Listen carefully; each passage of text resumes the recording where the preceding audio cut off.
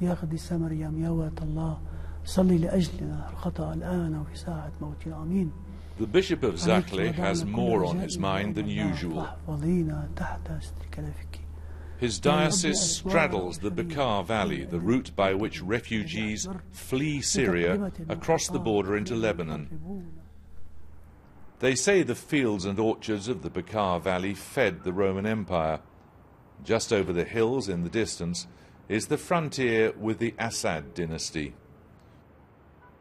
Since Islamist rebels fell like a wolf on the Christian fold of Malula, such as can throw themselves on the bishop's mercy.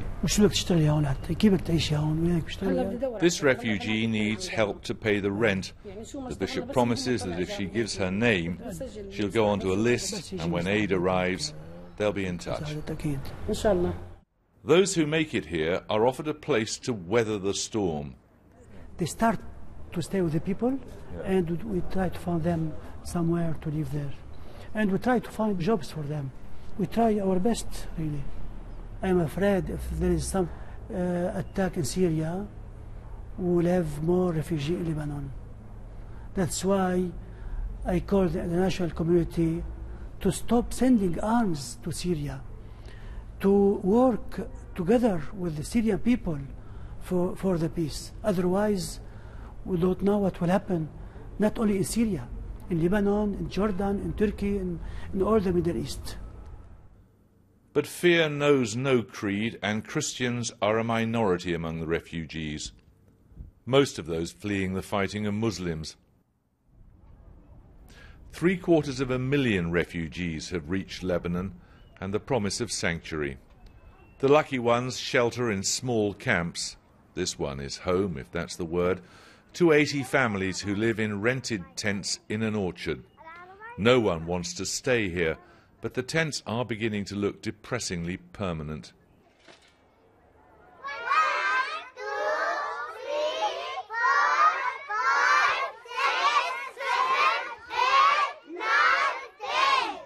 Some of the children have seen things no one should ever have to see.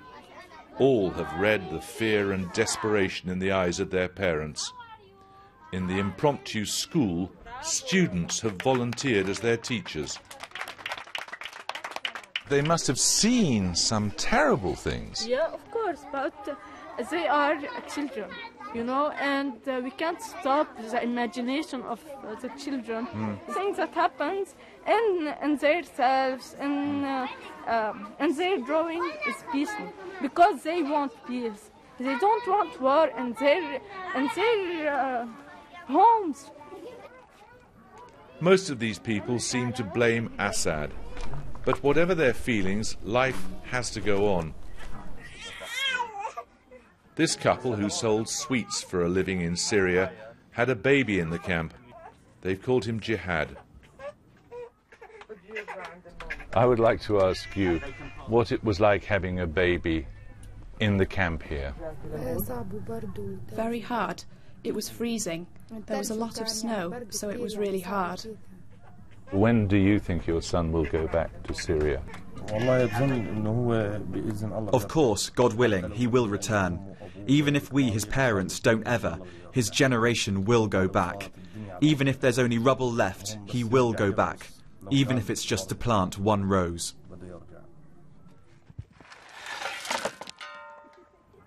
What is a home?